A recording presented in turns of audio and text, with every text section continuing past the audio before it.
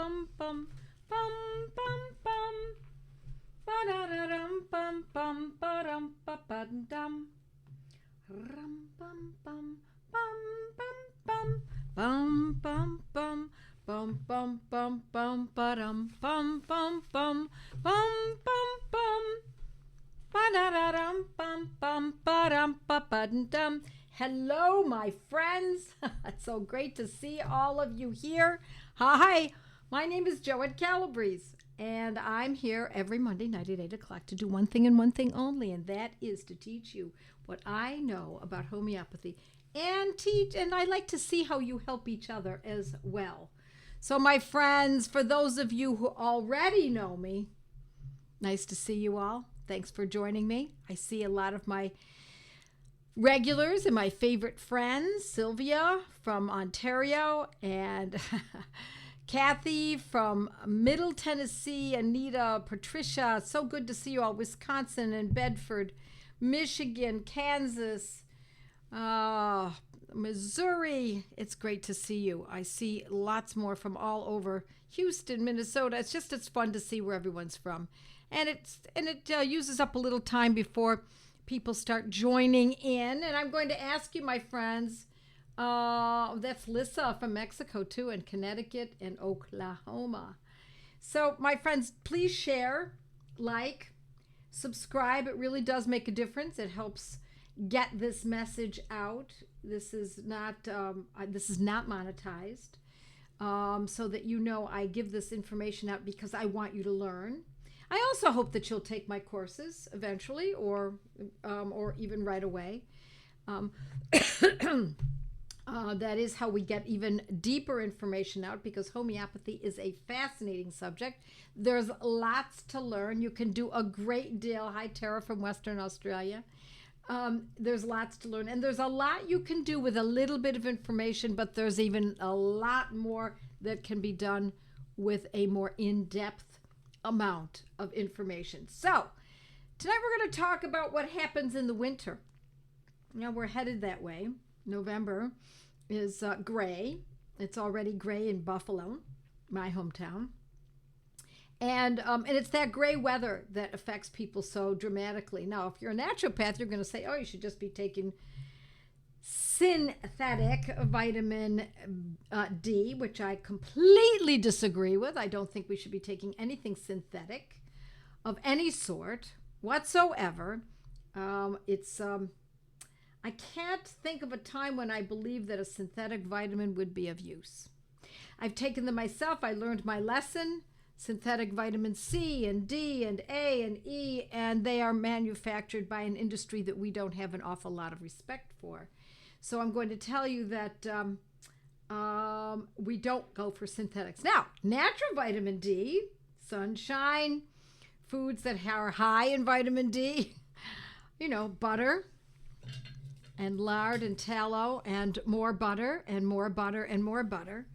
I couldn't agree more with that. But that's where the vitamins reside in their natural form. And our goal is always to make things as natural as possible, because the body is not intended to be able to, put up with or utilize synthetic materials. That's all rather new. Should you not know that synthetics are fairly new, at least in my lifetime.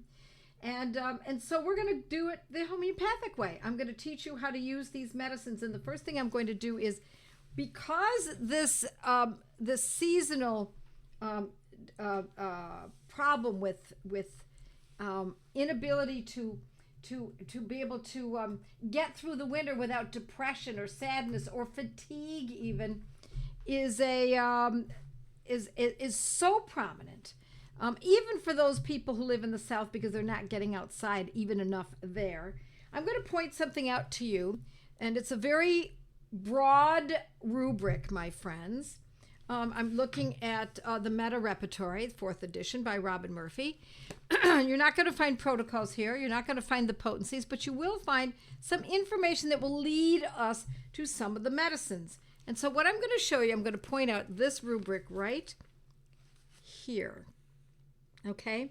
I'm going to hold it up so that you can kind of see. For those of you who have this book, it's page 2539. And there it is, right there. Oh, it's blurred. Let's see if I can pull it back. Can you see these medicines that are listed? There are a number of them. This is all about ailments in winter, or worse during winter. Worse during winter. Now, it's interesting. Winter aggravates is another way of putting it. What's interesting about it is it doesn't tell us what is going wrong in winter. It only tells us that the person is worse in winter. That could be their temperament, could be their personality, could be their joints, could be their skin, could be their gut, could be many, many conditions that are worse in winter. But the fact is that it starts, I can see I need to button this, but the fact is that it is an aspect of the most noteworthy aspect of this condition that affects people in winter. Now, we're not talking about depression in the summer, or depression because of sad news, or depression because of a loss, financial, familial, whatever it might be. We're talking about ailments in the winter. So this is a very important rubric. And I want you to remember that this is an important rubric, because if you have a repertory, many of you do. I see some of you here who have taken my courses and are in my academy. Hi, Paula. Nice to see you from Wisconsin. Nice to see all my friends. I want you to remember this because I want you to understand how we're looking these things up. Now, I'm going to tell you that had I not looked this up in the repertory, I would already know. How would I know that the medicines that I'm going to teach you about tonight that should be considered, and what potencies and what frequencies, how would I know that we should consider these? Because I know my materia medica. And I want you to learn materia medica as well. You don't have to know hundreds of them, hundreds of homeopathic medicines. But if you know the top 10, and once you learn those, the top 20, and once you learn those, the top, 100. As you grow your knowledge, it will grow exponentially. And you think that, oh, I'm too old to learn all this. No, I'm not expecting you to memorize. You're going to learn these medicines because you're using them.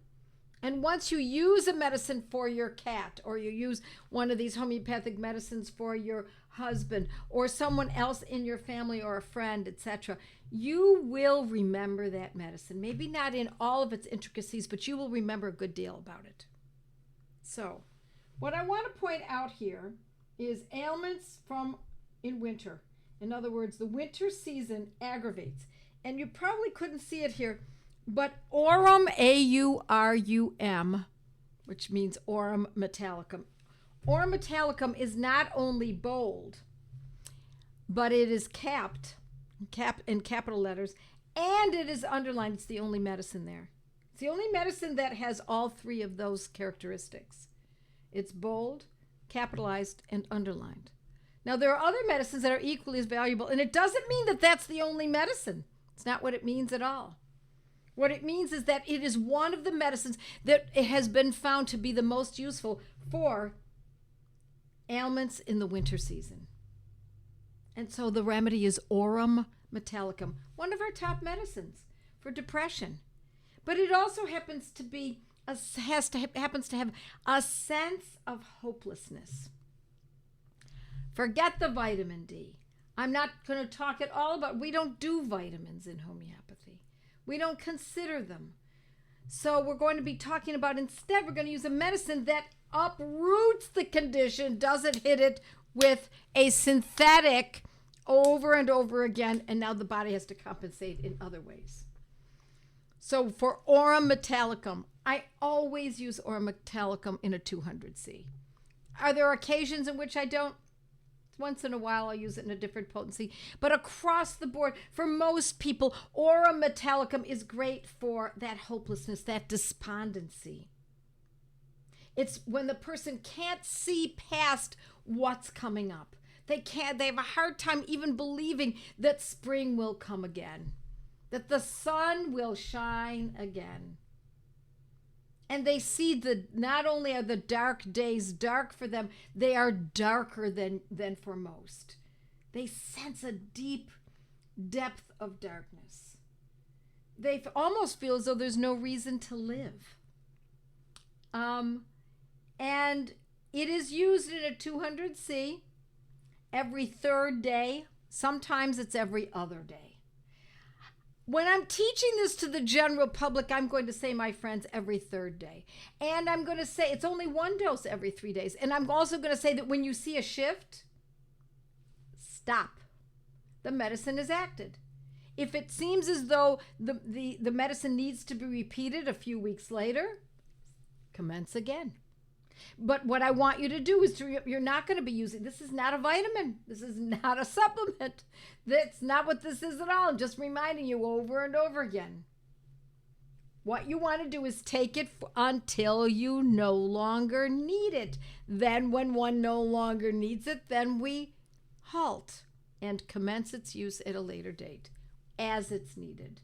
That's the beauty of homeopathy. And what you should find are one of my 3 magic markers, perhaps 2 of them, or perhaps all 3 of them, will present. What are the magic markers?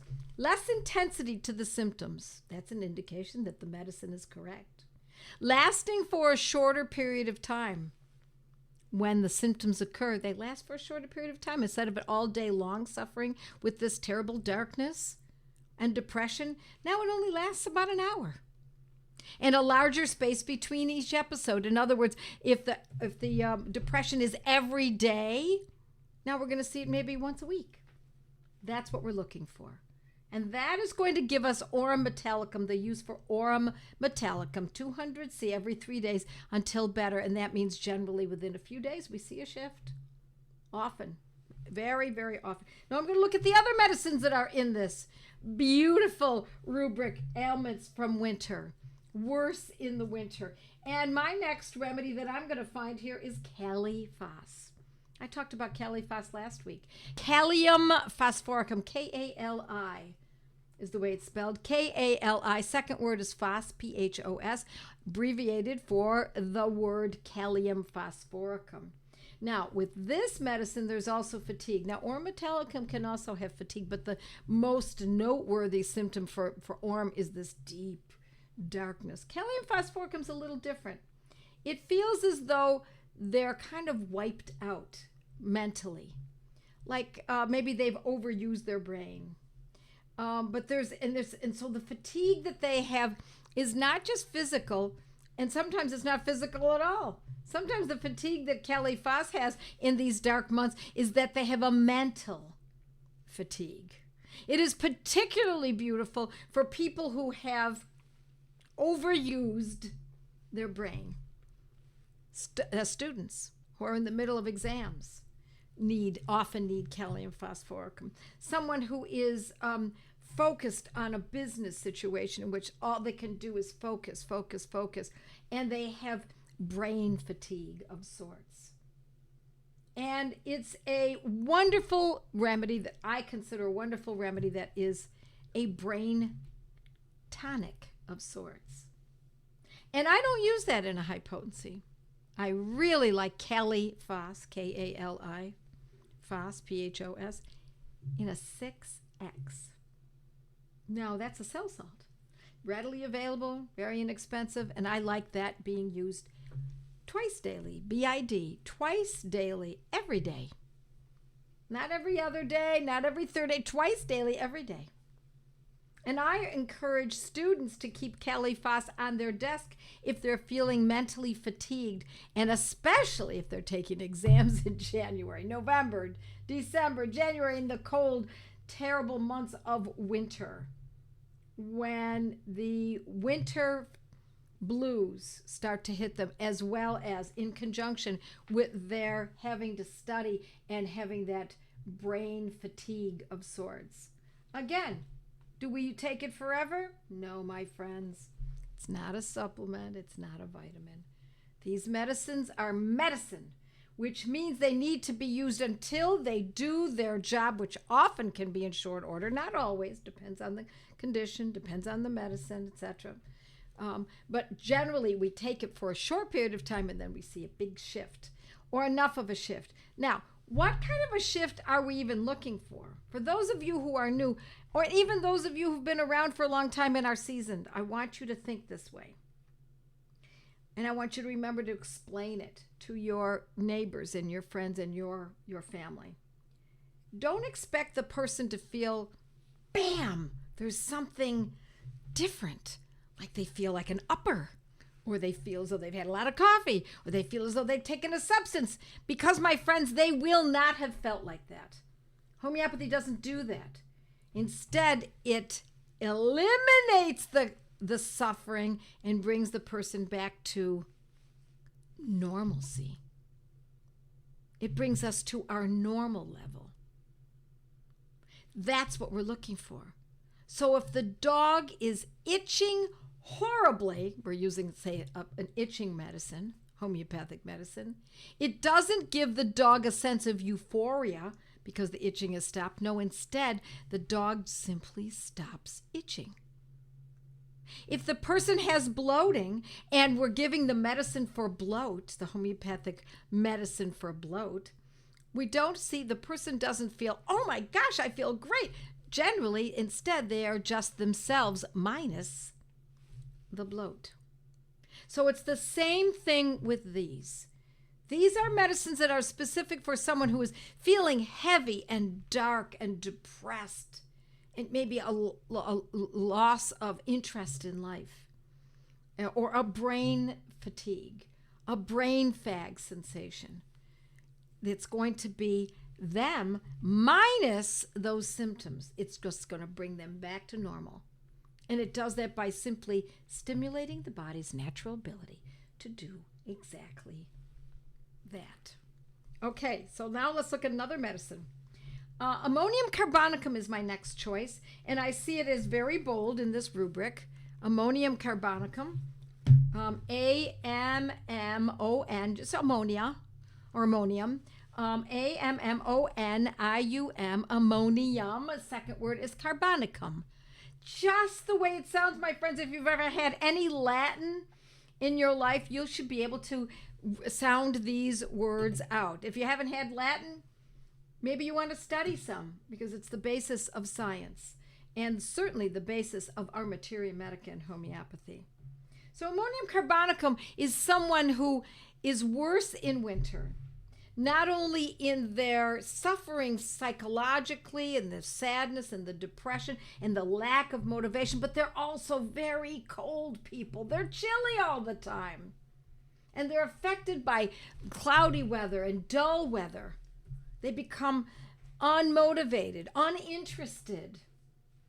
They crave lots of sweet things. And they can easily put on weight because of it.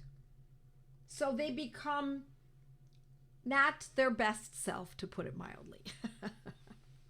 But if we use ammonium carbonicum, and in this situation, I actually like to use this in not stramonium, no, ammonium. A-M-M-O-N, ammonia. Think ammonia. Ammonium carbonicum. And I like to use this in a 30.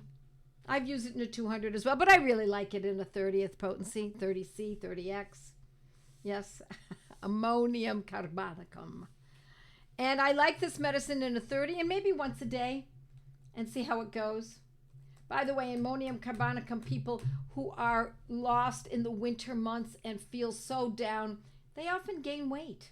They crave sweets and they are so miserable. And the more they eat, the worse they feel. They become less and less happy.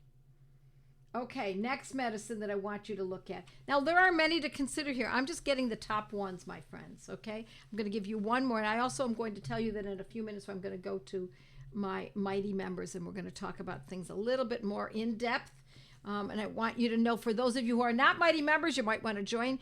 After Mighty members, I'm going to Mighty's Plus, and we'll go even more in depth with that group. Next medicine, and there are many, is Rhus tox. Rhus tox.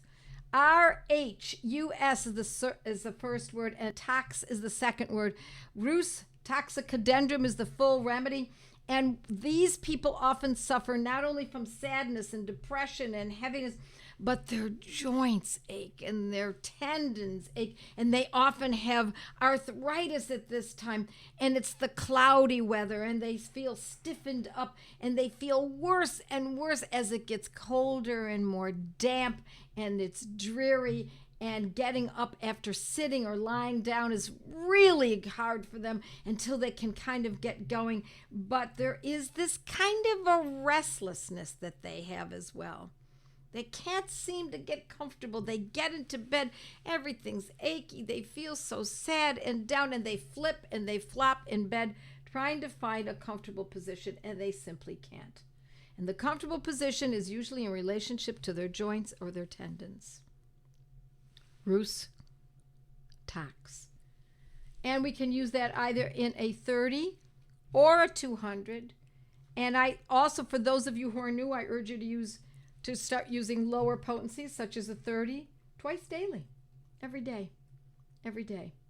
And so with that, I'm just going to answer a couple questions. Yes, Alice says, love Rhus tox. It helps with so many things, doesn't it? It's also a great remedy for those of you who need this repeated. Just watch it again. This will be up and posted probably by tonight. If not, it'll be tomorrow. So for those of you who didn't get everything, maybe you started a little bit late. No problem.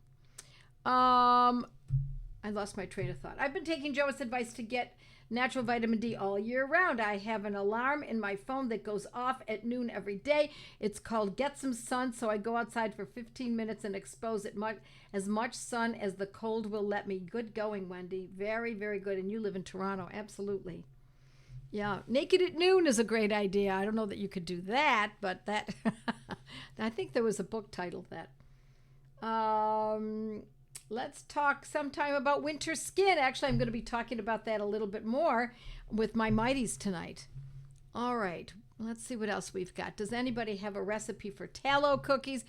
You know what's interesting, Deborah? Whenever I want to use more tallow, because it's important to use in the winter months, anything that calls for butter, instead I use tallow, or I cut it in half. All righty, calc fluor instead of synthetic vitamin D. I've never used calc fluor instead of vitamin D. Maybe someone's had some good results with that. It's not my thought. It's not my first thought. I like Caliphos. And let's see. More questions. I heard that recommended Caliphos for a friend, but thought it was a 30. Well, it could be a 30. You could certainly use it in a 30, but in this situation, I'm suggesting it in a 6. Let's see what else we've got. What page am I on again on Murphy's? In the 4th, 2539 in the 4th edition. Robin asked Rhus tox for poison ivy. Yeah, we can use Rhus tox for poison ivy. It's not my first choice. I like Rhus tox, maybe 3rd choice for poison ivy. All right, if you're already treating chronic depression with arsenicum 30 twice a day, would you add a medicine for seasonal increase in depression? Well, Grace, let me tell you, if it's not acting, if you're already using arsenicum and it's not showing any improvement, and you're thinking about, I need to use something else, that means arsenicum's not acting. And depression is depression, regardless of what we call it, whether it's seasonal or whether it's garden variety. If the depression is there and the medicine is being used and you're not seeing improvement over a few days at least, abandon the first medicine and go to a second. Cod liver oil and butter are good sources of vitamin D. You're absolutely right, Monica. I couldn't agree more. There you go. Okay, we're going to call it a night for those of you who are live with me tonight. And I will now be going to, are you ready? We're going to Mighty's. Okay, my